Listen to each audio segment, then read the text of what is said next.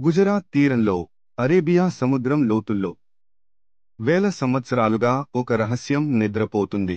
అది ఒక నగరం. కాలం ముంచేసిన నాగరికత. భారత పురాణాల్లో వర్ణించబడిన ద్వారకా నగరం. శతాబ్దాలుగా మనం ఇది ఒక కథ అని, ఒక పురాణం అని నమ్మాము. కాని ఇప్పుడు శాస్త్రం చెబుతోంది, ఆ కథలో నిజం దాగి ఉంది. మహాభారతం, భాగవతం వంటి గ్రంథాలు చెబుతున్నాయి, ద్వారకాను స్వయంగా శ్రీకృష్ణుడు నిర్మించాడని. బంగారంతో మెరిసే గోడలు, రత్నాలతో అలంకరించిన వీధులు, సంగీతం, వెలుగులు, ఆనందం నిండిన దివ్య రాజ్యం అని. కాని కాలానికి ముందుగానే ఆ రాజ్యం అంతమైంది. కృష్ణుడు భూలోకాన్ని విడిచిన తరువాత సముద్రం మెల్లగా లేచి ఆ మహానగరాన్ని తన ఒడిలోకి తీసుకుంది.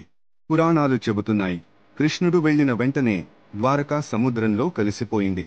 అది కథ మాత్రమే అనుకున్నాం, కాని నిజం మాత్రం సముద్రం లోతుల్లో దాగి ఉంది. 1988లో భారతదేశంలోని నేషనల్ ఇన్స్టిట్యూట్ ఆఫ్ ఓషినోగ్రఫీ అనే సంస్థ ద్వారకా సమీప సముద్రంలో శోధన ప్రారంభించింది. మరియు వారు కనుగొన్నారు, సముద్రం అడుగున రాళ్లతో నిర్మించిన గోడలు, మెట్లు, స్తంభాలు, వీధుల చిహ్నాలు. ఇవి సాధారణ రాళ్లు కావు, అవి ఒక పూర్వ నాగరికతకు చెందిన నిర్మాణాలు. డైవర్లు అక్కడ పాత నంగురాలు, మట్టి పాత్రలు, శిలా పునాదులు కనుగొన్నారు. శాంపిల్స్ను పరీక్షించగా వాటి వయస్సు 9000 సంవత్సరాలకు పైగా అని తేలింది. అంటే ఇది ఈజిప్ట్ పిరమిడ్ల కంటే పాతది, మెసొపటోమియా నాగరికత కంటే పాతది. అదే నిజమైతే మన భారతదేశ చరిత్ర మన ఊహించిన దానికంటే వేల ఏళ్ల ముందే ప్రారంభమైందన్న మాట. సముద్రం కింద ఉన్న ఆ నగరం రూపకల్పన ఆశ్చర్యపరిచింది. సూటిగా ఉన్న వీధులు, చతురస్రాకార గుహాలు, నౌకాశ్రయాల రూపాలు అన్నీ ఒక ఉన్నత స్థాయి ప్రణాళికను చూపించాయి.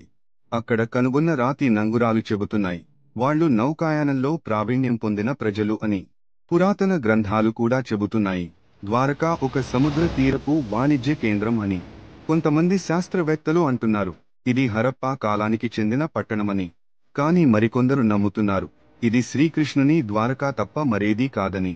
కెమెరాలతో తీసిన అండర్ వాటర్ ఫోటోలు చూపిస్తున్నాయి, కోరల్స్తో కప్పబడిన గోడలు, ఎక్కడికీ వెళ్ళని మెట్లు, సముద్రపు నిశ్శబ్దంలో నిలబడి ఉన్న స్తంభాలు. డైవర్లు చెబుతున్నారు, అక్కడికి దిగితే ఒక అద్భుతమైన శాంతి అనిపిస్తుందని. అది సముద్రం ఆ నగరాన్ని ప్రేమగా కౌగిలించుకున్నట్లుందని. పురాణం చెబుతుంది, కృష్ణుడు ముందుగానే ద్వారకా అంతమవుతుందని తెలుసుకున్నాడని. తన ప్రజలకు చెబుతూ వెళ్ళాడట, ఒకరోజు సముద్రం లేచి ఈ నగరాన్ని తన ఒడిలోకి తీసుకుంటుంది అని. మరియు అది నిజమైంది. సముద్రం నగరాన్ని ధ్వంసం చేయలేదు, మెల్లగా తనలో కలిపేసుకుంది. ఇప్పుడు కూడా శాస్త్రవేత్తలు ఆ ప్రాంతంలో పరిశోధనలు చేస్తున్నారు. సోనార్ మ్యాపింగ్, శిలా నమూనాలు, సముద్రపు మట్టి విశ్లేషణ, ప్రతిసారీ కొత్త ప్రశ్నలు మాత్రమే వస్తున్నాయి. ఎవరు ఈ ప్రజలు? ఎలా వారు అంత ఆధునిక నగరాన్ని నిర్మించారు? ఏం కారణంగా అది మునిగిపోయింది? భూకంపమా, వరదనా, లేక కాలప్రవాహమా? ఈ రహస్యం మనకు ఒక విషయం నేర్పుతోంది, మన పురాణాలు కేవలం కథలు కావు, అవి ఒక కాలం నాటి స్మృతులు, మన పూర్వీకులు చూసిన నిజాలు. ఈ రోజు కూడా ద్వారకాధీశ ఆలయంలో వేలాది మంది భక్తులు ప్రభువును దర్శించేందుకు వస్తారు. తీరంలో నిలబడి సముద్రాన్ని చూస్తూ ఆ లోతుల్లో ఇంకా ఆ దివ్య నగరం మెరుస్తూనే ఉందని నమ్ముతారు.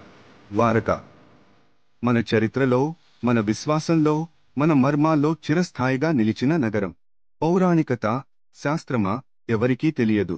కాని ఆ సముద్రపు నిశ్శబ్దంలో ఇప్పటికీ ఆ పాత దేవాలయ గంటల స్వరం వస్తూనే ఉంటుంది.